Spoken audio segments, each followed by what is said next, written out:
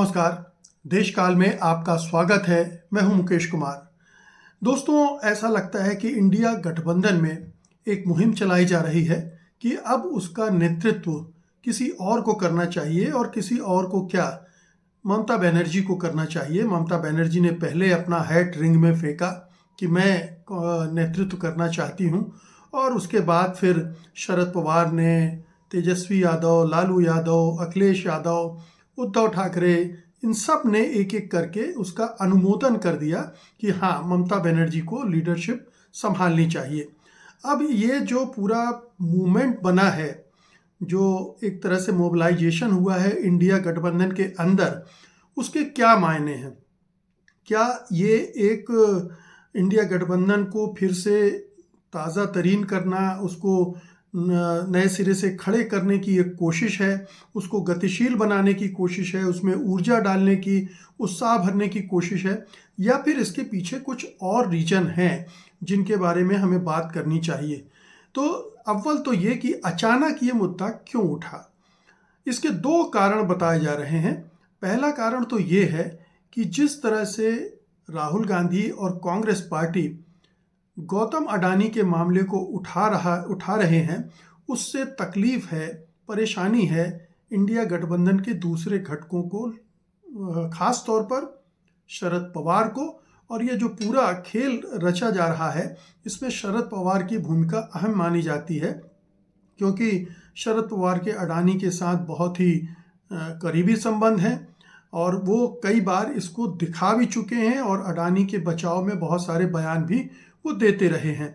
तो जिस तरह से पिछले 12-13 दिन से संसद में और संसद के नहीं काम कर रही है, और उसकी बड़ी वजह अडानी का इशू है जिसे राहुल गांधी और कांग्रेस बड़े ज़ोर शोर से उठा रहे हैं। लेकिन बाकी के जो दल हैं वो कहीं ना कहीं, आप तो जानते हैं कि सबसे पहले ममता बनर्जी उससे अलग हुई, उस मुहिम से, अडानी के मामले को लेकर, कि भाई हम तो अपने रीजनल मुद्दे उठाएंगे और इस मुहिम के साथ नहीं है। इसके बाद अखिलेश यादव ने कन्नी काटी, और एक तरह से इंडिया गठबंधन में फूट पड़ गई अडानी के सवाल पर। तो अडानी के मामले को लेकर शरद पवार अपनी मित्रता निभा रहे हैं अडानी के साथ, और वो इंडिया गठबंधन के बाकी घटकों को कांग्रेस से दूर कर रहे हैं, ताकि जो अडानी के खिलाफ जो मुहिम चल रही है वो उसको कमज़ोर कर सकें, राहुल गांधी के अभियान को कमज़ोर कर सकें, कांग्रेस की जो मुहिम है उसकी हवा निकाल सकें।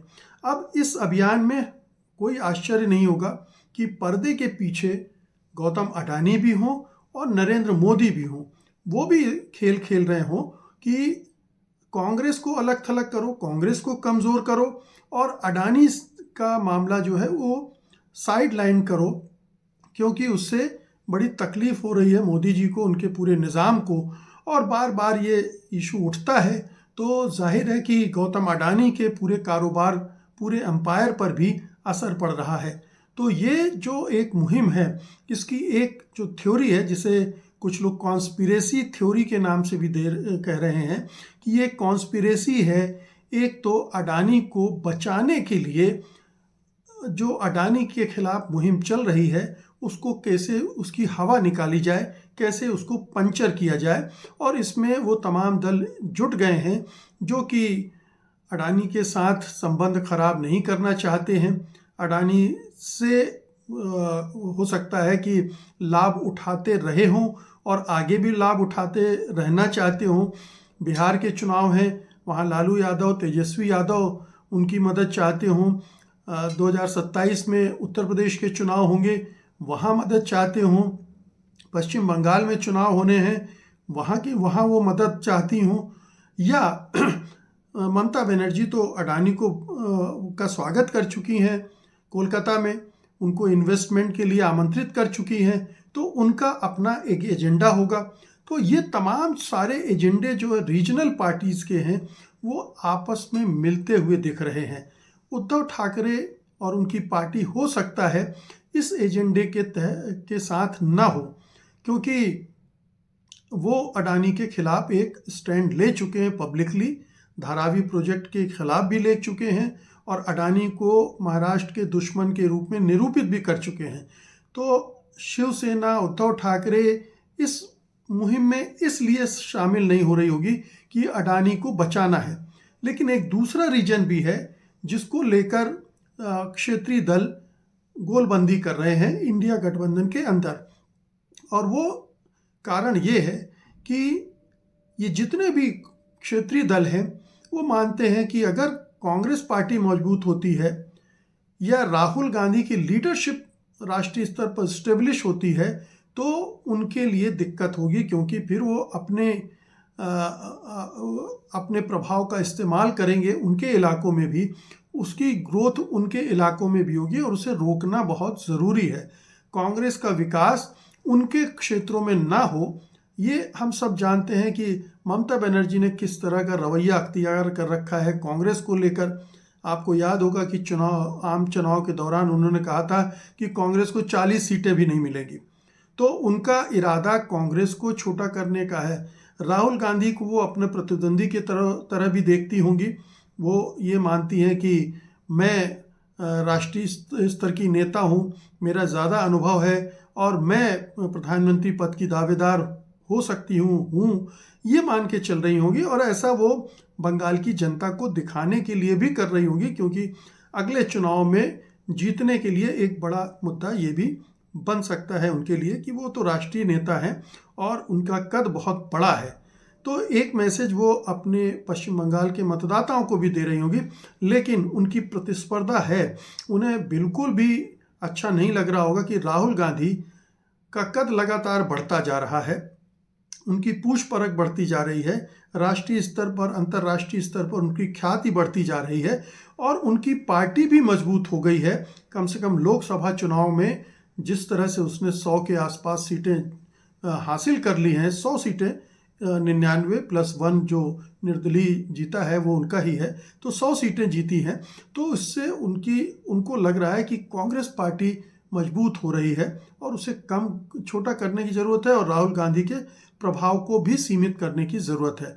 तो ममता बनर्जी का एजेंडा ये है, बाकी पार्टियों का एजेंडा ये है कि हमें अपने इलाकों में कांग्रेस को घुसने नहीं देना है। अखिलेश यादव ये अभी उपचुनाव में दिखा चुके हैं, 9 सीटों पर उपचुनाव हुए, कांग्रेस को वो नहीं दी सीटें और उसकी दुर्गति भी हुई, उनकी 2 ही सीटें वो जीत पाए 9 में से। लेकिन वो नहीं चाहते कि कांग्रेस का प्रभाव बढ़े। हालांकि कांग्रेस के प्रभाव बढ़ने से ही उनको फायदा हुआ था लोकसभा चुनाव में। अगर कांग्रेस साथ ना होती तो वो इतनी अधिक सीटें न जीत पाते। लेकिन जो विधानसभा के स्तर पर जो चुनाव होने हैं उसमें वो उनको कांग्रेस को जगह नहीं देना चाहती। तो सारी रीजनल पार्टी कांग्रेस को स्पेस देने के लिए तैयार नहीं है और इसलिए वो एक ब्लॉक कर रहे हैं उसका रास्ता। उसको राष्ट्रीय स्तर पर भी कमज़ोर करना चाहते हैं, मतलब अलग थलग थोड़ा सा करके उसको सीमित करना चाहते हैं, उसके प्रभाव को। हालांकि ये संभव नहीं है क्योंकि नेता प्रतिपक्ष तो राहुल गांधी ही हैं और सबसे बड़ा विपक्षी दल भी कांग्रेस है। तो उसको छोटा करने की इस कोशिश में नुकसान इंडिया गठबंधन का होगा, नुकसान विपक्षी एकता का होगा, विपक्ष का होगा और फायदा बीजेपी का होगा, नरेंद्र मोदी का होगा, अडानी का होगा। लेकिन ये जो अक्सर क्षेत्रीय दल अपने संकुचित स्वार्थों के लिए इस तरह की चीज़ें करते रहते हैं और उससे वो अपने हित तो साध लेते हैं लेकिन जो राष्ट्रीय हित हैं उसको नुकसान पहुंचा देते हैं। तो इस मामले में ये 2 जो कॉन्स्पिरेसी थ्योरी चल रही हैं उनके हिसाब से कांग्रेस और राहुल गांधी को दरकिनार करना है, किनारे ले जाना है, कोने में ले जाना है, अलग थलग करना है और उनके कद को भी छोटा करना है, उनके प्रभाव को भी छोटा करना है। और इसमें अडानी की भूमिका भी हो सकती है, नरेंद्र मोदी की भी भूमिका हो सकती है, शरद पवार की भूमिका तो निश्चित रूप से है। वो तो खुलकर दिख रहे हैं कि लोगों को बुला रहे हैं, मिल रहे हैं, वो आमंत्रित कर रहे हैं सारे दलों को इस पर्पज़ से। तो वो इस मामले में लीड ले रहे हैं, ये तो साफ दिख रहा है। और शरद पवार इस मामले में उनका रवैया इसी तरह का रहा है, बहुत विश्वसनीय नेता नहीं माने जाते, अनप्रिडिक्टेबल तो है ही।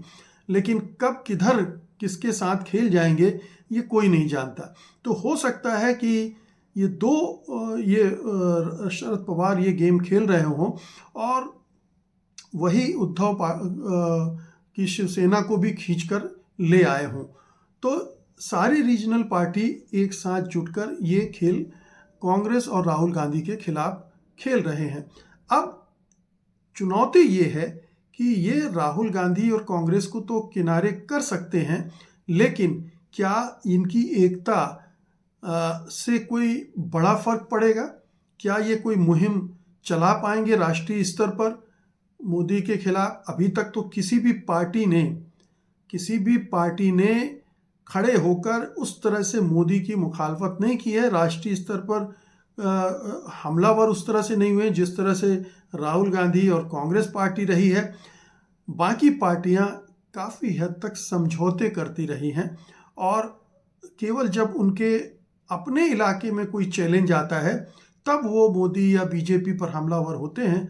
अदरवाइज़ वो दबी ज़ुबान में अपना एक बार आलोचना कर ली और उससे आगे नहीं बढ़ते हैं। तो ये स्थिति बन रही है इंडिया गठबंधन में। कांग्रेस को इससे नुकसान हो भी सकता है, राहुल गांधी को भी नुकसान हो सकता है, लेकिन इसके लिए उनके पास दूसरे तरह की काट है और उसको उस तरफ जाना पड़ेगा। यानी जिन राज्यों में क्षेत्रीय दल नहीं है वहाँ वो अपने को मजबूत करके एक चुनौती खड़ी कर सकती है। जहाँ पर क्षेत्रीय दल नहीं है उसे रोकने वाला कोई नहीं है और वहाँ से अपनी वो ताकत प्राप्त कर सकती है। और अगर ताकतवर हो जाएगी, सभी विपक्षी दल जो क्षेत्रीय दल जानते हैं कि कोई भी किसी भी तरह का गठबंधन बिना कांग्रेस के आगे नहीं चल सकता है। कांग्रेस धुरी है विपक्षी एकता की, ये वो एक्सेप्ट करने के लिए तैयार नहीं है, ये बात अलग है, या सार्वजनिक रूप से एक्सेप्ट करने के लिए तैयार नहीं है और अपने अपने इलाकों पर अपनी चौधराहट कायम रखने के लिए वो इसे कम करना चाहते हैं, ये और बात है। तो अब ये चैलेंज ममता बनर्जी के लिए होगा कि वो क्या करके दिखाती हैं इंडिया गठबंधन के नेता के तौर पर। अगर उन्हें उसकी रहनुमाई मिलती है तो ये एक बहुत बड़ा चैलेंज होगा और इन तमाम घटक दलों के पर भी चैलेंज होगा। और अगर आगे चलकर ये एक्सपोज होते हैं कि ये जो गोलबंदी हुई थी वो अडानी को बचाने के लिए हुई थी, तब तो उनकी और भी फजीहत होने वाली है।